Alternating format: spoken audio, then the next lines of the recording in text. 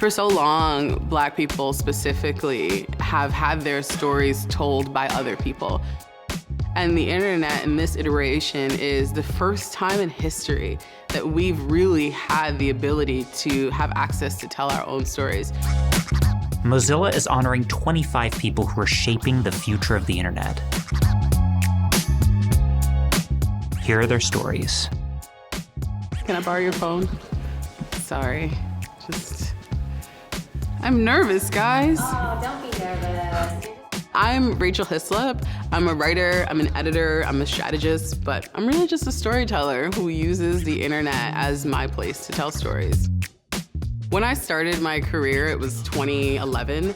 The internet was very much still the wild, wild west. I was working for a very prominent name in hip hop, and he was making his way into media. So I had a lot of room to explore. I was in front of the camera, I was behind the camera. And then I got a call one day that would honestly change the course of my life and my career, and it was to go work for Beyonce at Parkwood Entertainment. She was looking for someone who was just really savvy on the internet and knew how to tell good stories. It wasn't asked of me, but it felt like this is no longer about me. This is my moment to contribute to something that's gonna be greater than I am.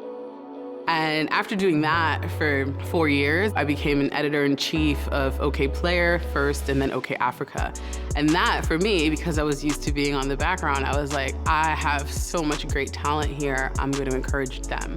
And so it was kind of like, where do I fall when it comes to being public on the internet?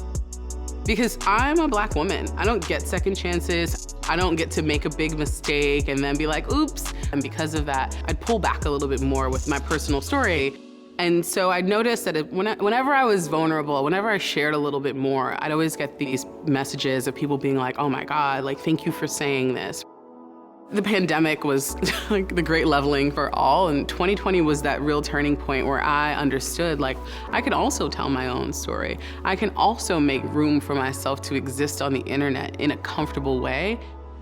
And I don't think enough people tell that to young Black professionals or Black women in general, that we can be whoever we want to be and we have the ability to design and decide that. So it was tough, but it was healing, and it definitely changed my perspective on the work that I was doing, the life that I wanted to live, and how I wanted to engage with the internet. And so this chapter of life, honestly, is about saying yes to the things that really, really excite me, to working with people that I admire and who admire me, and to be here as just Rachel Hislop and not Rachel Hislop of. It feels really liberating.